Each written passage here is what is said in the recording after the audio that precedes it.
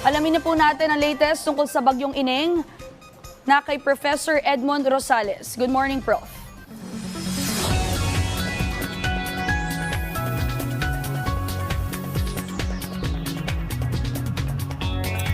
Salamat, Dayan. Rise and Shine Pilipinas. Good morning po sa lahat ng ating mga ka-RSP.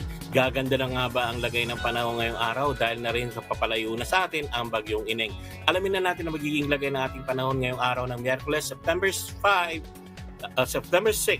2023. Bagyang lumakas pa pero nananatili pa rin sa tropical depression. Binabantayan nating bagyong Ineng na nakalabas na ng Philippine Area of Responsibility o PAR kaninang bandang alas 4 ng madaling araw.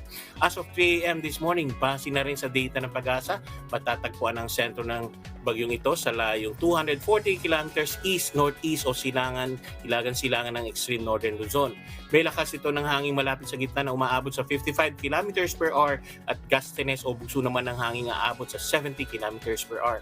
Tanging ang trough o yung extension nitong tropical depression Ineng ang nagpapaulan sa Batanes, Abra, Apayao, Cagayan at Isabela kung saan nakakaranas dito ng maulap na kalangitan na may kasamang mga kalat-kalat na pag-ulan pa rin sa maghapon.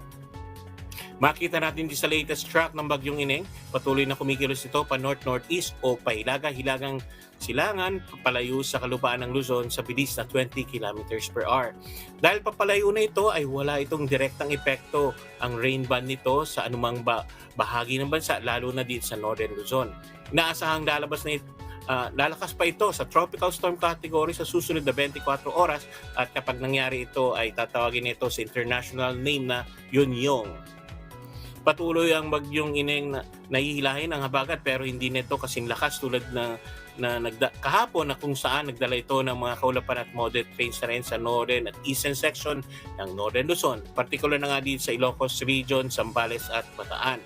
Ngayong araw ng Miyerkules, makakaranas pa rin ng mga occasional rains o mga pabugso-bugsong pag-ulan ang aasahan natin dito sa Metro Manila, sa natitirang bahagi ng Cordillera, Central Luzon, Calabarzon at Mimaropa.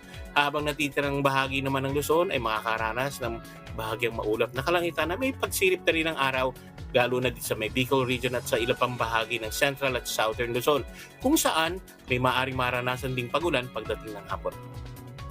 Asahan din ang pag-ulan sa hapon sa Cordillera at Cagayan. May malakas sa pag-ulan naman na maaring maranasan mamayang gabi sa Isabela. Makakaranas din ng bahagyang maulap na kalangitan na may kasamang mga pag-ulan pagsilip na rin ng araw sa umaga ngayong tanghali. Umaga hanggang tanghali sa malaking bahagi ng Kabisayaan.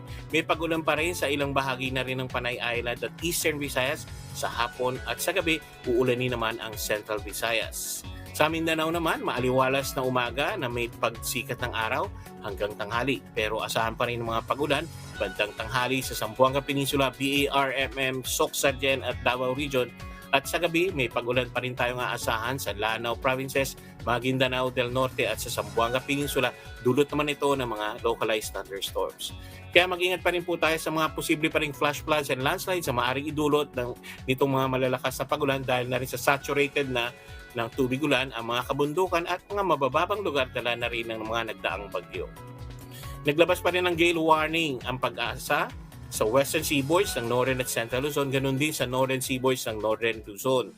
Hindi mo napapayagang maglayag ang mga maliliit na sasakyang pandagat dahil sa mga pag-aalong maaring umabot sa 4.5 meters ang taas. Sa mga lalabas ng bahay para pumasok sa trabaho at eskwelahan, magdala pa rin po tayo ng payong o kapote, panangga sa buhusang ulan lalo na pagdating ng hapon. At yan ang ating weather update ngayong araw ng Miyerkules. Balik sa inyo, Dayan. Maraming salamat sa iyo, Professor Edmond Rosales.